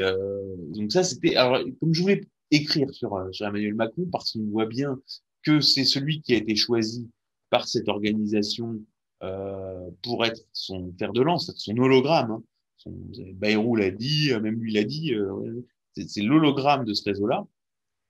Et je me suis dit, il faut trouver des choses, des éléments clairs. Donc, en fait, c'est une série je suis en train de publier sur Emmanuel Macron qui s'appuie sur deux événements clairs dans sa biographie qui sont le pacte de corruption, c'est-à-dire comment toute la classe politique française et comment toutes les élites françaises ont été corrompues dans la vente d'Alstom à General Electric, puis dans d'autres opérations menées par Macron à Bercy. Je dis bien toute la classe politique française. C'est pour ça que personne, bon, à part des incompétents, enfin, mais si tu veux, le gros, c'est-à-dire ce qu'on a appelé l'UMPS, hein, avec le centre, etc., tout le monde a palpé. Tout le monde a palpé. Ça, c'est le pacte de corruption au service d'un acte qui s'apparente en fait à de la haute trahison, puisque la haute trahison était retirée de la Constitution après l'arrivée de Nicolas Sarkozy au pouvoir en 2007. Mais si tu veux, ça relève vraiment simplement de la haute trahison dans un pays qui est tenu comme la Chine ou la Russie. Enfin, ces gens-là ne tiendraient pas 10 minutes. Ils feraient leur valise, un peu comme les types, tu sais, qui sont en train de fuir par l'aéroport de Kaboul. Ouais, Tu vois, ouais. parce que c'est ça aussi, l'aéroport de Kaboul, ça pourrait aussi arriver chez nous. Tu vois, demain au Bourget, tu vois, tu les verrais tous accrochés aux ailes des avions pour fuir, quoi. Euh, donc ça, c'était le premier élément sûr de la biographie d'Emmanuel Macron et qui était très peu abordé dans les biographies d'Emmanuel Macron. Le pacte de corruption, très peu abordé par Marc Mandevelle, très peu abordé par d'autres biographes. Je parle même pas des biographies féminines, parce qu'il y a une énorme documentation de biographie féminine de Macron, pour en reparler. Et puis le deuxième aspect de la biographie, donc qui constitue le deuxième volet de ma série sur Macron, qui est la corruption de mineurs, le détournement de mineurs. C'est-à-dire que la base du storytelling d'Emmanuel Macron, sa rencontre avec Brigitte, qui est un détournement de mineurs. C'est-à-dire qu'en fait, c'est une histoire très simple d'un élève de seconde qui, en début de seconde, rencontre une professeure de français, de théâtre, hein, c'est un professeur de théâtre, qui s'appelle Brigitte, hein, et qui va opérer ce qu'on appelle un détournement de mineurs. Et je dis ça avec deux circonstances aggravantes, qui sont le fait qu'il ait eu moins de 15 ans, et 15 ans ou moins de 15 ans, 15 ans ou moins de 15 ans, et le fait que ce soit dans un cadre scolaire. Puisqu'en fait, la majorité sexuelle est abolie quand vous avez des responsabilités éducatives dans un cadre scolaire. En fait, elle a deux circonstances aggravantes. Et si les parents de Macron avaient voulu porter plainte, elle aurait été en prison. Donc, je partais sur ces deux éléments. Alors, euh, le premier élément était le pacte de corruption a été masqué par un biais chronologique. Là, je reviens encore sur mon biais chronologique, c'est-à-dire qu'on nous a dit Macron a été mis devant le fait accompli en 2014. Il est à l'Élysée, d'accord. Il y a une dépêche Bloomberg qui tombe, qui annonce le rachat d'Alstom par General Electric. Il est mis devant le fait accompli. Il plaide l'option General Electric et puis il signe. Mais bon, c'est un fait secondaire dans son parcours. Or, en Mhm. fait, la commission d'enquête parlementaire menée par Olivier Marleix, qui est député républicain, met en avant qu'en fait Macron a commandé un rapport au cabinet américain IT Carney dès le mois d'octobre 2012, Mhm. c'est-à-dire 2 ans avant, quand il est à l'Élysée. Et que la banque Rothschild, dans cette affaire, qui est l'ancien employeur d'Emmanuel Macron, conseille à la fois Alstom, donc qui va être vendu, donc Patrick Cron, et Bouygues, qui est le vendeur, puisque Bouygues est actionnaire d'Alstom. Donc en fait, la commission d'enquête parlementaire remet Macron au centre de cette opération et que c'est une opération concertée. C'est-à-dire que je le dis clairement, la commission d'enquête parlementaire met au jour un complot, dévoile un complot qui est le complot de la vente aux États-Unis des au rabais Alstom. de l'indépendance énergétique et de l'autonomie stratégique. Et j'ajoute que les deux principaux acteurs de la vente, que sont Patrick Cron, le PDG d'Alstom, et Stevie Melt, qui est le frère du patron, Stevie Melt, qui est le frère du patron de General Electric et qui est le conseiller juridique de Patrick Kron dans cette affaire, enfin on est sur du conflit d'intérêts à tous les niveaux, ces deux acteurs vont être récompensés à ce titre et mis à l'honneur à ce titre par des organisations communautaires juives de part et d'autre de l'Atlantique. Steve Immel par l'American Jewish Committee, donc pour son rôle dans la vente d'Alstom et General Electric, et Patrick Cron comme invité d'honneur du Cercle Abravanel à l'occasion des 50 ans de l'appel unifié juif de France. Et donc, où il va se vanter, et il va être présenté comme celui qui a fait ça. C'est pas un accident de parcours où il n'y avait pas mieux. Je suis désolé, mais je pouvais pas faire plus. Non, c'est son fait d'armes. Et donc en fait, là, c'est un aveu, cette conférence de Patrick Cron au Cercle Abravanel, dont je publie le compte-rendu interne dans Faits et Documents. Hein, je publie le compte-rendu dans Faits et Documents de cette réunion et je laisse le lecteur juger, évidemment. Euh, donc on voit au nom de quels intérêts a été fait, et pas seulement, donc ça veut bien dire ce que ça veut dire, ça veut bien dire que c'est pas seulement au nom des intérêts américains, hein, puisque Patrick Cron nous le dit, hein, et l'American Jewish Committee nous le dit. Ils nous disent pas c'est au nom des intérêts américains. C'est exactement comme quand Bernard-Henri Lévy, il dit moi l'opération en Libye, je l'ai fait en tant que Lévy. On lui avait rien demandé, mais c'est lui qui nous le dit. Vous voyez. Et sur ce qui concerne le détournement de mineurs, je raconte comment les communicants dans l'entourage de Macron, qui sont en fait les mêmes équipes que Dominique Strauss-Kahn. C'est ça que les gens n'ont pas du tout compris. C'est-à-dire que le grand public n'a pas du tout perçu ça. C'est-à-dire qu'en en fait, Strauss-Kahn tombe en 2011 et ses équipes de communicants, c'est-à-dire les Finkelstein, les Kiroun, les hommes de l'ombre, en fait, c'est les hommes d'influence, comme dans le film, si tu l'as vu avec Dustin Hoffman et Robert De Niro, où tu sais, où on voit les communicants qui organisent, qui mettent en scène l'actualité, quoi, véritablement. On est là-dedans. Et donc, ces hommes d'influence, c'est Finkelstein, c'est Kiroun, etc., donc les équipes d'Avas, vont se mettre immédiatement au service d'Emmanuel Macron dès 2012 pour préparer sa légende. Et donc, sa légende va consister par des éléments de langage, exactement comme il y avait eu des éléments de langage sur Strauss-Kahn. Tu te rappelles des éléments de langage sur Strauss-Kahn, avec Anne Sinclair qui dit, après l'affaire Piroshkanagi, et permettez-moi de vous dire que nous nous aimons comme au premier jour. Tu vois. Et puis ensuite, c'est pas le Dominique que nous connaissions, etc. Donc avec tous les éléphants du PS qui vont répéter ça, ce qu'on appelle les éléments de langage. Et ben là, ça va être des éléments de langage qui vont être fournis à la presse pour expliquer que Macron avait 17 ans et que Brigitte en avait 36, ce qui fait croire en fait que Macron était déjà vigoureux et elle était encore magnifique. Or moi, je publie des photos de Brigitte Macron à l'époque. Bon, non seulement elle n'avait pas lui, il en avait 14, elle en avait 39, puis ensuite il en avait 15, elle en avait 40, ensuite il en avait 16, elle en avait 41, ensuite il en avait 17, elle en avait 42. Donc voilà, donc c'est ça le truc. Donc, Là, quel âge elle a à l'heure actuelle?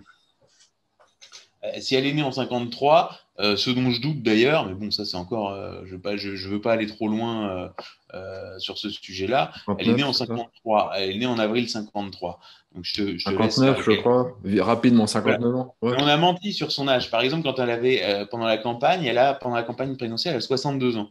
Et on nous dit, elle en a 56. Vous voyez, donc on ment dans les journaux. Alors, une fois que la différence d'âge est démasquée, parce qu'on nous a dit qu'il y avait 20 ans de différence d'âge, hein, s'il a 17 et elle 36, c'est qu'il y a 19 ou 20 ans de différence d'âge. En fait, il y en a 25 ou 24.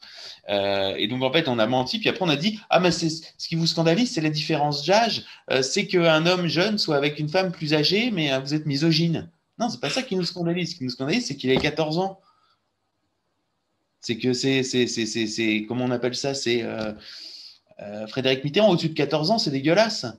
Et là, on voit bien, tout tourne autour de ça. C'est-à-dire, l'affaire Matzneff, c'est quoi? L'affaire Matzneff, c'est du 14 ans. L'affaire Duhamel, c'est quoi? C'est du 14 ans. Et Duhamel, c'est pareil. Mais de toute façon, toutes ces affaires-là sont en train de cerner, en fait, euh, Macron. Et le couple présidentiel qui est un dispositif de communication complètement exceptionnel. Parce que comment on explique s'il n'y a rien à cacher, je veux dire, par exemple, De Gaulle, il n'avait rien à cacher, vous voyez.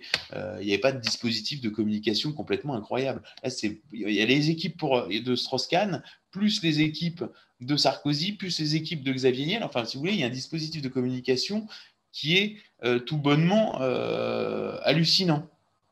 Et l'histoire de Macron est réécrite, je dirais, quasiment au quotidien. L'histoire de Macron est réécrite quasiment quotidiennement. Alors, parce qu'il faut bien, présenter les choses. Alors, évidemment, c'est Brigitte qui aurait été subjuguée. Donc, l'élément de langage, là, typiquement Havas, hein, avec qui est porté, cet élément de langage qui est porté par la fille de Brigitte, qui est Macron, c'était celui qui sait tout sur tout, ce fou qui sait tout sur tout. Donc là, c'est typiquement élément de langage à ce fou qui sait tout sur tout. Donc en fait, vous avez Brigitte, c'est une pauvre professeure, il ne sait pas ce qui lui arrive, elle est subjuguée par ce fou qui sait tout sur tout. Et alors là, vous dites, c'est un gamin de 14 ans, de quoi on parle? Et donc en fait, tout est inversé. Évidemment qu'il s'agit d'un détournement de mineurs. Et leur seule crainte, c'est que ces trois mots-là soient prononcés, détournement de mineurs. Ça, ils ne veulent pas. Voilà. Donc c'est une obsession chez eux. Et par ailleurs, j'ajoute qu'en dehors du détournement de mineurs, une fois qu'on a compris le détournement de mineurs et le pacte de corruption, on ne sait rien de la biographie de Macron avant sa rencontre avec Brigitte. Et on ne sait rien de la biographie de Brigitte avant sa rencontre avec Macron. C'est-à-dire que les ensembles documentaires, malgré une surproduction en termes de documentaires, de livres, etc., en fait, cette surproduction cache que le fond documentaire biographique est extrêmement faible. Et là encore, je dis que tout ça s'apparente à une légende. Et je donne plusieurs éléments. D'abord, comment expliquer que Macron, qui est né en 77, Macron, qui est né en 77, on n'a jamais vu une photo de lui en culotte courte. On n'a jamais vu de photo de Macron avant 12 ans. Alors que Hollande ou Sarkozy, qui étaient nés à des époques où on faisait beaucoup moins de photos, Macron est né à l'âge d'or de la photo. Hein. Normalement, il y a. Je veux dire, en plus, c'est même pas les photos numériques, parce que là, en fait, on est rentré dans un âge où en fait, il y aura beaucoup moins de sources, parce qu'en fait, les contenus numériques sont supprimés en fait au fur et à mesure par les utilisateurs. Alors que là, c'est des cahiers photos, etc. Vous voyez, donc il n'y a aucune photo de lui avant 12 ans. C'est quelque chose qui est complètement anormal par rapport, si on prend le paramètre technologique et les us et coutumes à l'époque. Vous voyez, il n'y a pas de photo de Brigitte enceinte. Vous n'avez pas de photo de Brigitte avec ses enfants. Ça n'existe pas. On vous montre des photos de Brigitte avant Macron. En vérité, vous avez très très peu de photos. Un documentaire qui s'appelle Un roman français, qui a été diffusé, et qui, pareil, c'est ce que j'expliquais tout à l'heure sur les voix off, si tu coupes le son, c'était un documentaire sur la vie de Brigitte, et si tu coupes le son, c'est un documentaire éminemment dérangeant en vérité, parce qu'on nous explique que Brigitte était magnifique, c'est pour ça que Macron a cherché à la conquérir, parce que c'est Macron qui l'a conquis. Il faut donner dans le storytelling à Macron le rôle de l'actif, pour faire passer le détournement de mineurs. Et en fait, quand on voit, et donc on nous explique que tous les élèves étaient amoureux de Brigitte, donc ce qui suppose que Brigitte était vraiment très très belle. Or, quand on voit des photos de Brigitte qui ont été diffusées dans ce documentaire et qui n'ont jamais été rediffusées depuis lors, on voit que c'est pas vrai du tout. C'est-à-dire que vraiment, c'est fait entrer l'accusé, quoi. C'est horrible. Et alors, en plus, j'ajoute que ces photos sont déréférencées parce que est mis au service de Brigitte Macron un dispositif de communication de saturation d'Internet, qui est opéré d'ailleurs par le groupe Prisma, qui vient d'être acheté par Vivendi, donc Bolloré, avec tous les médias du groupe Prisma, c'est-à-dire Gala, Femme Actuelle, etc., qui chaque jour vont prendre un épisode de la biographie officielle de Brigitte, vont en faire un article, vont le remanier comme article, et ensuite vont publier une photo accompagnée d'une photo best image avantageuse, donc sélectionnée par Michel Marchand. Donc si vous voulez, tous les jours, est sélectionnée par Michel Marchand. Donc si vous voulez, tous les jours, vous avez un contenu qui permet de déréférencer ce qui pourrait être négatif vis-à-vis de Brigitte Macron. Je prends l'exemple, là on a vu ce 14 juillet, une photo du défilé où elle n'a pas le masque. Elle n'a pas le masque et elle a vraiment une tête vraiment très particulière. J'en dirai pas plus. Et ben cette photo, là, donc c'était une capture d'écran de France 2 pendant le défilé, et cette photo a été diffusée sur Internet. Et ben dans les jours qui suivent, vous allez avoir une avalanche de contenu bidon sur Brigitte, genre Brigitte la fois où elle a fait des crêpes ou je sais pas quoi, Brigitte la fois où je sais pas quoi, elle était au Touquet, Brigitte la fois où Emmanuel a promené son chien, enfin vraiment des trucs débiles et qui n'ont pour seul objectif que de déréférencer, voire la suppression de la photo dérangeante. Donc vous avez et ce qui fait que en 2018, il y avait une analyse qui expliquait qu'il y avait 2 fois plus de contenu sur Internet sur Brigitte Macron, qui quand même n'intéresse personne, que par rapport à David Beckham, et 5 fois plus par rapport à Jean Dujardin. Vous voyez, donc en fait, c'est une saturation de l'espace Internet autour d'une légende fabriquée par les communicants d'Avas. Alors, sur cette légende, moi, je me suis amusé à démêler le vrai du faux.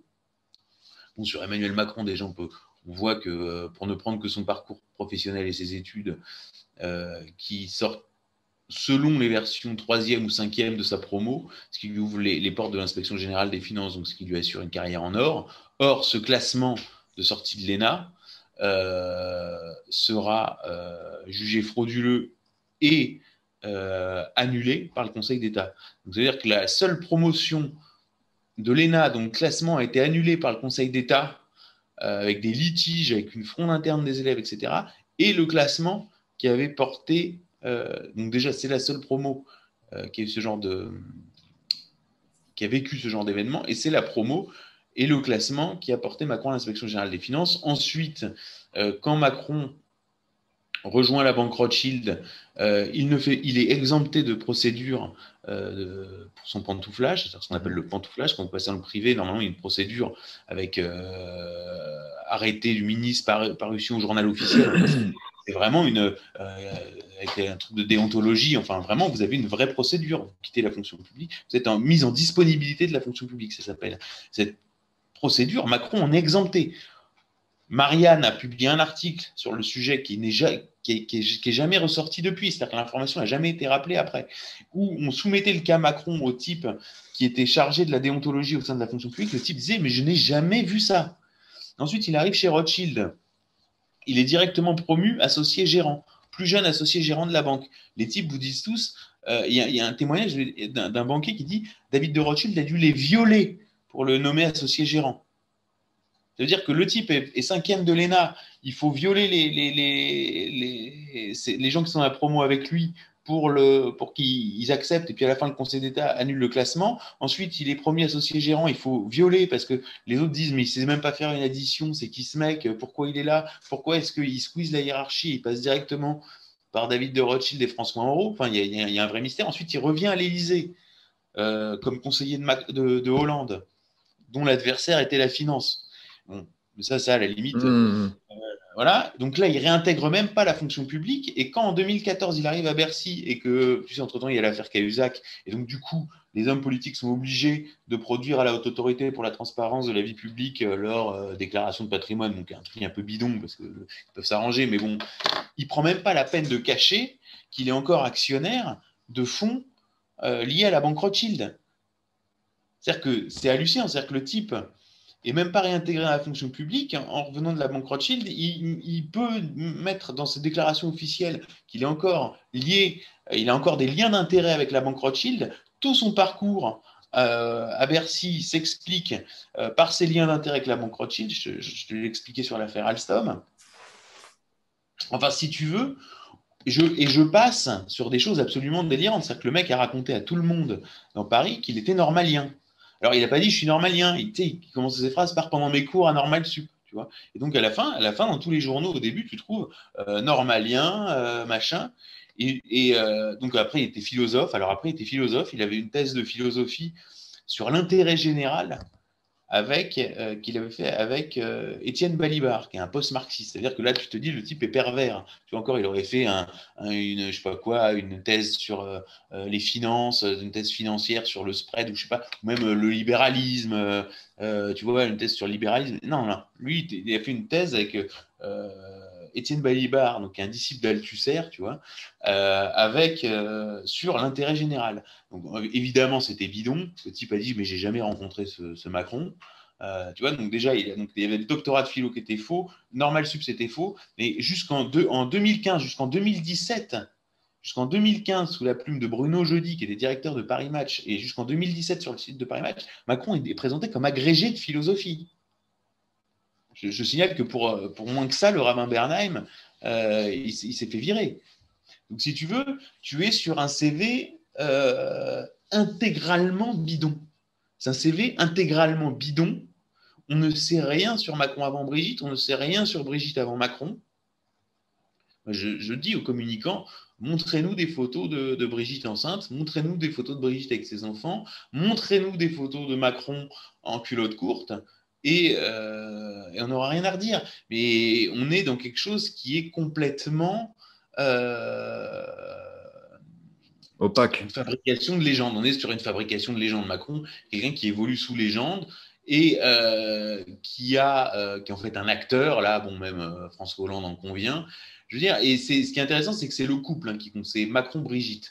Et d'ailleurs, Sarkozy a dit, en fait, c'est un couple pervers. C'est un couple pervers. C'est ça qu'il faut comprendre. C'est eux qui répandent la rumeur Mathieu Gallet. Ce qui ne veut pas dire que c'était faux, mais c'est eux qui la répandent, c'est-à-dire qu'ils reçoivent des gens à Bercy, donc du petit Paris, des acteurs, des machins, puis à la fin des repas, elle raccompagne les gens, elle dit « Ah, vous avez entendu cette rumeur sur Mathieu Gallet, machin, etc. » Et donc les types, évidemment, ils ne savent rien, tu vois, ils disent « Je ne sais pas quoi, j'ai bouffé chez Macron, il y a une rumeur comme quoi Macron sera avec Mathieu Gallet. » Puis c'est comme ça que ça a pris. Et à la fin, tout le monde était au courant, même en province, enfin les petites gens qui normalement n'ont pas accès Oui, oui, oui, au oui. cancan interne de la tambouille parisienne. Parce qu'en fait, c'est eux qui font. Parce qu'en fait, ils créent un contre-feu. Tu vois? De Ouais. la même façon, et quand je dis la perversité, il faut bien comprendre ça. Sur l'homosexualité, par exemple, Macron dit je ne suis pas homosexuel. Bon, soit. Il écrit une autobiographie qui s'appelle Révolution, qui est un truc extrêmement bizarre, qui est même pas une autobiographie, enfin bon, c'est n'importe quoi, de toute façon. Voilà. Mais alors, il présente Brigitte comme étant un continent sensible auquel n'auraient accès que les fragiles. Ah, je ne sais pas du tout ce qu'il veut dire. Et puis, il dit surtout, il raconte son enfance et il dit ben, j'étais chez ma grand-mère et puis j'avais Gide et Cocteau comme compagnon qui m'accompagnait dans ma vie, quoi, J.D. Cocteau. Bon, moi, s'il y a un gamin de 8 ans qui me dit, moi, j'aime bien Zidane et Maradona, je dis, bon, lui, il aime le foot, tu Ah, vois. mais là, Tu vois, ça continue comme ça. Par exemple, il dit, son livre de chevet que lui faisait lire, soi-disant, sa grand-mère, c'est le Roi des Aulnes de Michel Tournier. Tu vois, qui est quand même ouais, un ouais. livre qui est prix Goncourt 70. Là, on touche au, je veux dire, presque au Duhamel, au Frédéric Mitterrand. Enfin, c'est-à-dire que c'est. Oui, puis il faut savoir qui était Tournier aussi. Voilà, c'est C'est ça. pas anodin, hein. Vas-y, bah, vas-y. Non, bon, il est resté un peu tout seul toute sa vie, dirions-nous. Il a eu un fils adoptif d'un certain âge. Bon, il y a eu des bruits qui couraient, quoi. On l'a jamais vu avec une femme. Donc Voilà, voilà puis un petit peu surtout, le c'est. cas Tournier. Et puis Tournier, il y a des choses qui sont révélatrices dans sa littérature. Donc tu parles de Roi des Zones, il y a des choses sur lorsqu'il décrit les étrons bien moulés sortant de l'anus. Enfin, et ça revient, c'est récurrent dans Le Roi des Zones. Puis bon, Vendredi ou la Le vie Roi des Aulnes, sauvage. Les c'est quand gens même comprennent pas où il veut nazisme. en venir. C'est nazisme et pédophilie quand même. Donc et puis tu as des gens comme il s'appelle Onfray, donc c'est le livre de chevet, Le Roi des Zones quand même. Voilà, Ouais, donc bah, bon, non, mais je dis ça, mais enfin, à la limite, qu'on lise Le Roi des Aulnes, j'ai pas de problème, mais si tu veux qu'un gamin, un ça type peut être un très bon t'explique. roman hein, s'il est lu d'un certain angle, mais après, quand Non, tu non, mais tombes je sur dis des pas. choses, Mais si tu veux qu'un type t'explique que c'est sa grand-mère qui lui avait donné à lire quand il était enfant et que c'était son livre de chevet, enfin, de quoi on te parle, quoi. Puis alors, une autre fois, genre, pareil, dans la rue, on l'interpelle et on lui dit, mais c'est quoi ton cinéaste préféré, ton cinéaste préféré? Et lui il répond Almodovar. Tu vois, bon. Voilà, oh, bon, Almodovar, c'est homosexualité, oh pédophilie, là là. transsexualisme. Tu vois, et à chaque fois que tu t'intéresses à la vie privée de Macron, ça tourne autour de euh, homosexualité, pédophilie, transsexualisme. Qu'est-ce que va faire, par exemple, pourquoi Brigitte, qu'est-ce que va faire Brigitte à l'enterrement de Michou? Et ça c'est par exemple, c'est quelque chose parce qu'on nous dit Brigitte, elle est de droite. C'est un truc pareil, c'est un élément de langage qui est passé parce qu'elle a raconté à tout le monde qu'elle a voté Sarkozy. Elle a raconté, elle a laissé entendre à ce pauvre Pierre de Villiers qu'elle avait voté pour lui en 95, je crois. Elle a servi de caution de droite au macronisme. Et Attention, ton pendant micro fait du bruit. jusqu'à très récemment, quoi. Il a servi de caution de droite au macronisme jusqu'à très récemment. Et donc, mais tout ça, c'est du bidon. C'est-à-dire que tout ce qui tourne autour, par exemple, je donne juste un autre exemple, les deux conseillers en communication de Brigitte Macron, qui s'appellent Pierre-Olivier Costa et Tristan Bromet. C'est-à-dire, si vous voulez faire une interview de Brigitte Macron, si vous voulez vous intéresser à Brigitte Macron, vous avez son cabinet qui s'active, donc Pierre-Olivier Costa et Tristan Bromet. Bon. Que faisaient Pierre-Olivier Costa et Tristan Bromet avant d'assurer la communication de Brigitte Macron?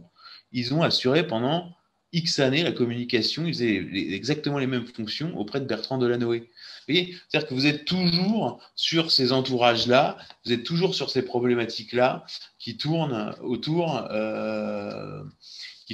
de ces questions avec un CV qui est, je le dis, le CV de Macron est bourré d'incohérences. C'est-à-dire que tous les journalistes qui ont fait des biographies qui n'étaient pas forcément à charge, mais qui étaient au moins, je dirais, non autorisées, sont tombés sur des personnages fantômes, sur des personnages de la vie de Macron qu'on n'a jamais retrouvés. Je pense par exemple au premier mari de Brigitte. Est-ce que le premier mari de Brigitte existe? Sylvie Baumel a fait une enquête pour le rechercher, elle ne l'a jamais retrouvé. Et puis au moment où on a commencé à dire, bon, bah alors il est où le premier mari de Brigitte? Puis ils ont annoncé qu'il était mort. Alors qu'il était né à Douala, donc on n'avait pas d'acte. C'est très compliqué de se procurer l'état civil. Il est né pas à Douala, mais au Cameroun. Enfin, je ne sais plus le village exact. En bref, c'était très compliqué de récupérer l'état civil. Par exemple, vous avez un frère de Brigitte, qui est un frère fantôme, qui s'appelle Jean-Michel Trogneux. C'est un frère fantôme, on ne sait pas. Vous voyez, vous avez comme ça des personnages fantômes. Et en fait, au bout d'un moment, nous, ce qu'on s'est amusé à faire à la rédaction de ces documents, c'est de remettre les choses à leur place et de voir comment avaient été construits ces personnages fantômes et en fait de retirer des éléments biographiques de ces biographies fantômes pour les réinjecter dans d'autres personnages qui, eux, ont été retirés de la biographie.